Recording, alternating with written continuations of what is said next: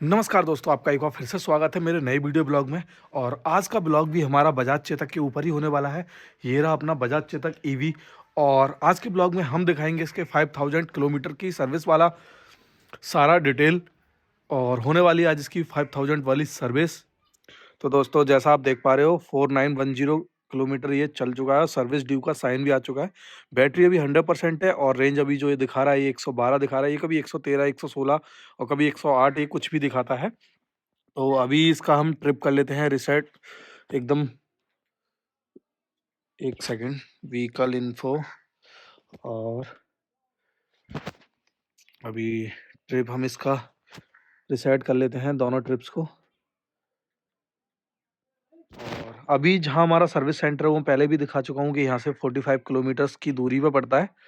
और दूसरी बात यह है, अभी मैंने लास्ट में दिखाया था आपको एक 2903, आपने मेरा लास्ट वाला वीडियो देखा हो तो उसकी भी आज 1000 किलोमीटर वाली सर्विस होने वाली है। वो भी तकरीबन 800 किलोमीटर चल चुका है।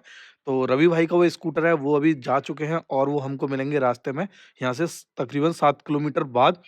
तो फिर मैं दोनों का आपको इस वीडियो में दिखा दूंगा कि उसमें फर्स्ट सर्विस में क्या हुआ। होता तो कुछ नहीं है मेजरली, वही अपडेट वगैरह होता है। और बाकी सेकंड सर्विस का मेरे को अभी पता नहीं है कि क्या क्या होता है।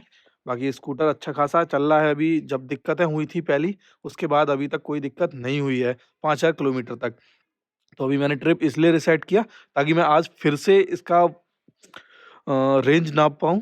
तो आज हम इसको लेके जाने वाले हैं वही 40 से 50 की स्पीड पे, क्योंकि मौसम में बहुत ज़्यादा कोहरा हो रखा है तो ज़्यादा तेज़ भी हम नहीं जाएंगे। तो दोस्तों चलते हैं और मिलते हैं आपसे आगे। अभी हम रास्ते में रुके हैं। आप मेरे पीछे देख सकते हो कितना ज़्यादा कोहरा है।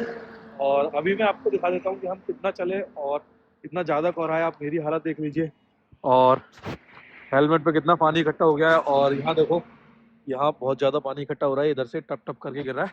और ये अपना वाला स्कूटर और वो रवि भाई का स्कूटर। तो अभी हम चल चुके हैं 4948 किलोमीटर और 4910 पे हम घर से चले थे। अभी जो बैटरी बची है वो 64% बची है और रेंज जो 61 किलोमीटर दिखा रहा है। अभी मैं ओडो में देख लेता हूँ। और मैं अगर ट्रिप इंफॉर्मेशन में देखूँ तो 37.7 किलोमीटर हम चल चुके हैं। एवरेज स्पीड इसमें 32 किलोमीटर पर आवर की आ रही है। और मैं अभी आपको 2903 की दिखाऊंगा। हमने दोनों 100% बैटरी से स्टार्ट किया था। अभी इसमें 64% बैटरी रिमेन है 37 किलोमीटर के बाद। और अभी मैं दिखाता हूँ 2903 की। तो इसमें भी 62% बैटरी रिमेन है और किलोमीटर्स ये भी उतना ही चला है और रेंज इसमें 65 दिखा रहा है। तो और ये है 2903 जो 2.9 किलोवाट आवर बैटरी पैक के साथ आता है और वो है 3.2 किलोवाट आवर के बैटरी पैक के साथ आता है। तो उसमें बैटरी ज़्यादा है और इसमें कम है। और रवि भाई का वेट है 65 और मेरा वेट है 75 किलोमीटर। तो 10 किलोग्राम वेट का अंतर है। और बाकी स्पीड हमने साथ ही आ रहे हैं तो सेम ही रखी है, 35 से 45 किलोमीटर्स की। और आप देख लीजिए कि रेंज में और बैटरी परसेंटेज में ज़्यादा कुछ अंतर है नहीं। तो अभी हम चलते हैं सर्विस सेंटर की तरफ और फिर आपको दिखाते हैं एक्चुअल कि कितना दोनों ने बैटरी कंज्यूम किया और कितनी रेंज निकल के आई। और मौसम देख लीजिए, बहुत ज़्यादा कोहरा है, विजिबिलिटी एकदम डाउन हो रखी है। तो दोस्तों फाइनली हम बजाज चेतक सर्विस सेंटर पहुंच चुके हैं। ये रहे अपने दोनों स्कूटर्स और ये है 3201 मेरा वाला। और 40% इसमें अभी बैटरी रिमेन है। 43 की रेंज ये दिखा रहा है। और इसके इंस्ट्रूमेंट क्लस्टर में देख लेता हूँ मैं ट्रिप में। तो ट्रिप में इसने 56.5 किलोमीटर हमने टोटल कवर किए हैं। और कुछ इस रेंज ये निकल के आई हमारी। और एवरेज स्पीड हमारी वही थी और थोड़ा ट्रैफिक वगैरह भी था। तो और अभी दिखाता हूँ 2903 की आपको। तो 38% इसमें बैटरी रिमेन है, 2% उससे कम। और रेंज भी इसमें 38 की शो कर रहा है। किलोमीटर से ये सेम चले हैं और हम साथ ही आए हैं। तो रेंज में मेरे ख्याल से दोनों में ज़्यादा अंतर नहीं रह रहा है। ये 2.9 वाला बैटरी पैक है और वो 3.2 वाला बैटरी पैक है। उसकी कीमत 50,000 इससे भी ज़्यादा है। तो अभी इनको जमा कर देते हैं सर्विस सेंटर, फिर बताते हैं इसकी फर्स्ट सर्विस में क्या हुआ और उसमें क्या हुआ। तो दोस्तों अभी हम सर्विस करा चुके हैं और ये धुल वगैरह गया है और सर्विस भी हो चुकी है। अब अगली सर्विस 5000 किलोमीटर बाद होनी है। और 4967 किलोमीटर हो चुके हैं। हमने चार्ज कराया था 75% बैटरी हो चुकी है, रेंज अभी 88 शो कर रहा है। ये टाइम वगैरह थोड़ा गलत हो चुका है अपडेट के बाद। और वो वाला 2903 वो रहा, और ये अपना वाला ये रहा। और बाकी बात के कितना खर्चा आया वो सब मैं आपको अभी डिटेल में बता दूंगा घर जाके। शाम के 5 बज चुके हैं, तो अभी चलते हैं। और ये रहे रवि भाई। तो मैं अभी बैठा हूँ अपने बजाज चेतक ईवी पे, और कल ही मैं इसकी सर्विस करवा के लाया हूँ। फर्स्ट सर्विस के बाद जो मेरे को दिक्कत हुई थी वही सेकंड सर्विस के बाद हुई। उन्होंने बीच में ऐसा क्या किया, वो 5,000 तक फिर कोई दिक्कत नहीं हुई। अभी फिर कल सर्विस करवा के लाया हूँ, रात में ही मेरे को दिक्कत हुई थी, तब मैंने वीडियो रिकॉर्ड नहीं किया था कि एक दो बार ना हो। तो अभी ये है कि ये 12 वोल्टेज बैटरी वोल्टेज लो यही दिखाता है। और अभी मैं इसको बंद करके फिर से ऑन करूँगा तो वो चालू हो जाएगा।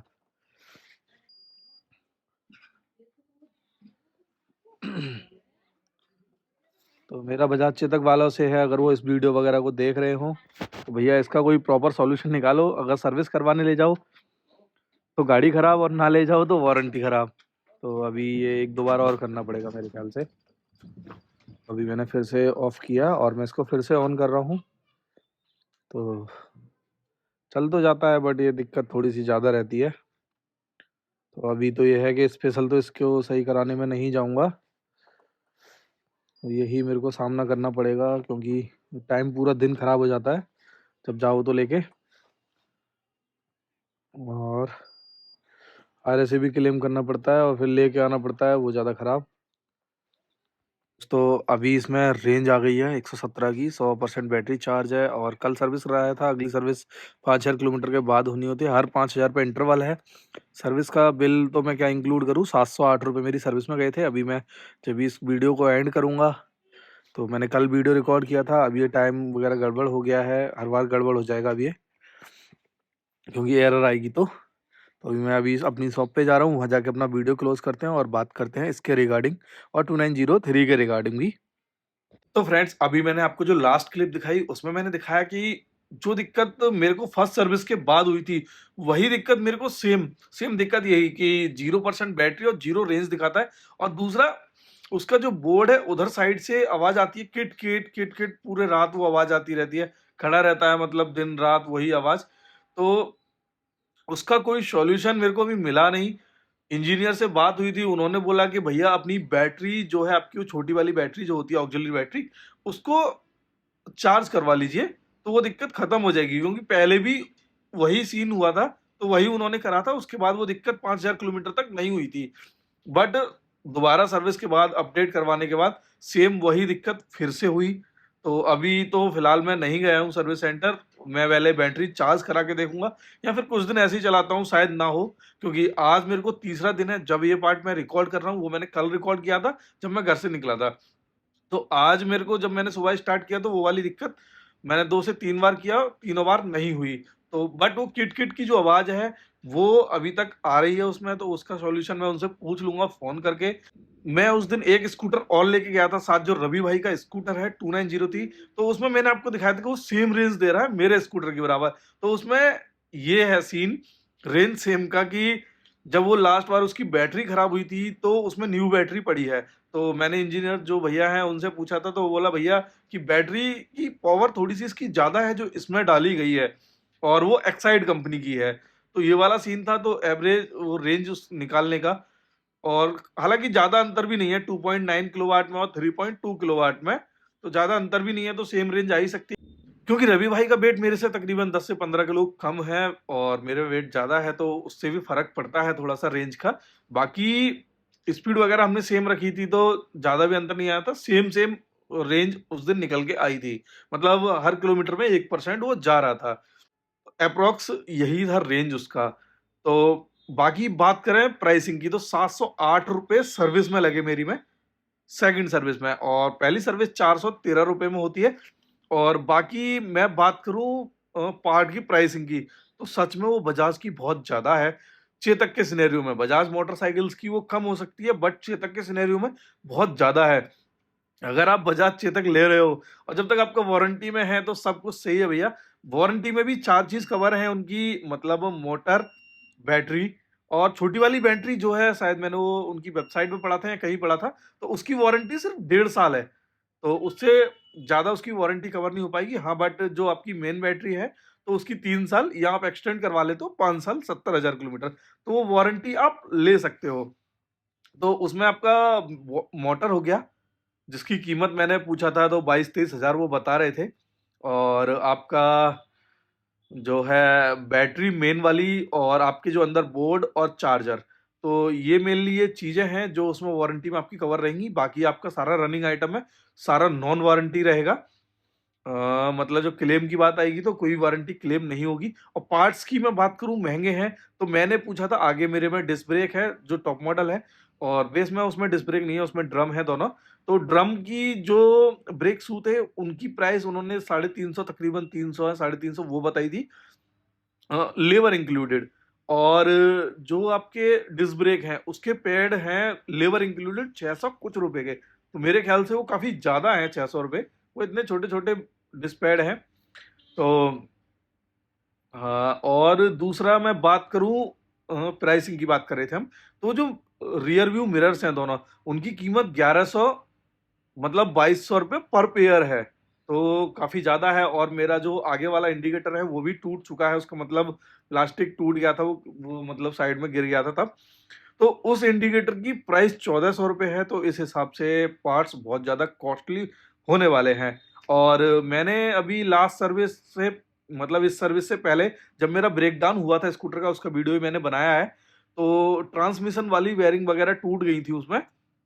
तो फिलहाल तो तब तो वो वारंटी में हो गया था, बट वो आउट ऑफ वारंटी है आइटम। अब जो अगर अब कभी खराब होता है, और उसमें जो ऑयलिंग होती है वो हर 10,000 किलोमीटर पे है, उसके चार्जेस मेरे को भी नहीं पता है। तो अभी 10,000 वाली सर्विस जब होगी तो तब वो मेरे को पता पड़ जाएगा। और अगर मैं दोनों स्कूटर्स में बोलना चाहूँ, तो आपका देखो यूजेज भी ज़्यादा नहीं है, और आप एक बढ़िया स्कूटर चाहते हो तो आप 2903 की तरफ चले जाइए, बेस मॉडल जो है। तो क्योंकि जो टॉप मॉडल है उनमें बेसिक फीचर्स वैसे ज़्यादा हैं, जैसे डिस्प्ले आपका हो गया, और बाकी थोड़ी सी मोटर की परफॉर्मेंस ज़्यादा है। बाकी सब कुछ बेस मॉडल में है। और टैग पैक का मेरे ख्याल से कोई लेने की जरूरत नहीं है, मैंने भी अभी नहीं लिया है ना, हमारे दोनों किसी स्कूटर में नहीं है टैग पैक में। तो और मैंने सर्विस सेंटर पे एक चीज और देखी थी, 3501 जो अभी आ गए हैं स्कूटर, जिनका बैटरी पैक 3.5 किलोवाट का है, और उसमें मतलब बूट स्पेस भी बड़ा है काफी, मैंने वहीं देखा था सर्विस सेंटर में।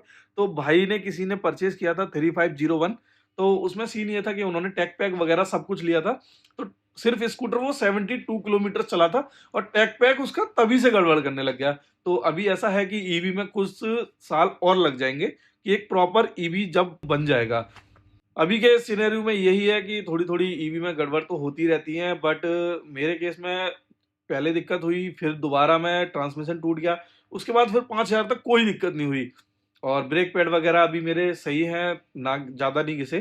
क्योंकि इसमें यह है कि ज़्यादा ब्रेक, एक तो आप तेज़ नहीं चलते, और दूसरा ब्रेक ज़्यादा यूज़ नहीं करनी पड़ती, क्योंकि आप उसमें रीजनरेशन भी है, तो उसकी वजह से भी स्कूटर थोड़ा जल्दी रुक जाता है, तो ब्रेक्स वगैरह थोड़े कम अप्लाई होते हैं।